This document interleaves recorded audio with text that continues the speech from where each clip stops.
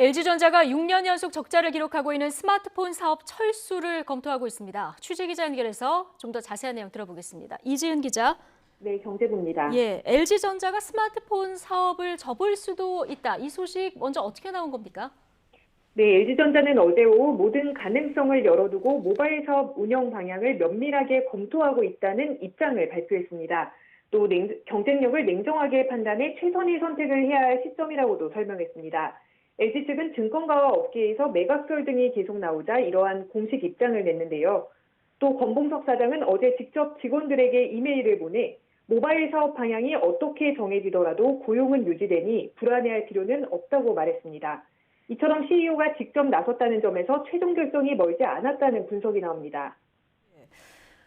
자, 그렇다면 LG전자의 스마트폰 사업 실적 어느 정도로 안 좋았던 겁니까? 네, 스마트폰 사업은 LG전자의 아픈 손가락이라고 할 수 있습니다. 2015년 2분기부터 23분기, 그러니까 6년 연속 영업 적자를 기록했습니다. 지난해 말까지 쌓인 영업 적자만 5조 원에 달합니다. LG전자는 공장을 베트남으로 옮기고 제조업자 개발 생산 비율을 높이는 등 사업 구조 개선을 위해 각고의 노력을 해왔다고 설명하기도 했습니다. 왜 이렇게까지 부진했는지, 이 부진의 원인은 어떻게 봐야 합니까? 네, 무엇보다도 시대의 변화에 빠르게 따라가지 못했던 점이 뼈아팠다고 할 수 있습니다.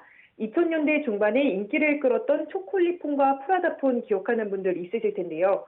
LG전자는 피처폰 시대에는 이러한 제품들로 인기를 끌며 전성기를 누렸습니다.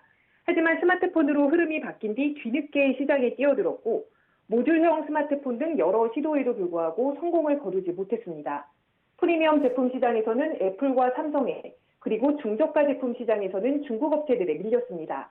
지난해에는 디스플레이가 돌아가는 방식의 새로운 전략 스마트폰 윙을 내놨지만 국내 누적 판매량은 10만 대도 되지 않았습니다.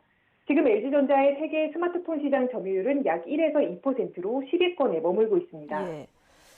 LG가 이미 올해 출시를 예고한 롤러블 폰이 있습니다. 이 롤러블 폰의 앞날은 그럼 어떻게 되는 겁니까? 네, 그렇습니다. LG전자는 지난 11일 CES에서 롤러블 폰을 처음으로 선보였습니다. 이른바 상소문처럼 말려있던 디스플레이가 펴지면서 화면이 커졌다 작아졌다 하는 제품인데요. 영상으로 10초가량 짧게 공개됐지만 시장 반응은 뜨거웠습니다.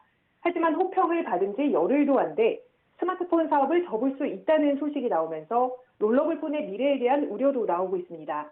하지만 LG전자는 일단 롤러블 폰 개발은 계속해서 진행한다는 입장입니다. 네, 주식시장 반응도 궁금한데요. 만년 적자, 스마트폰 사업 철수 가능성에 LG전자 주가 상승했다면서요.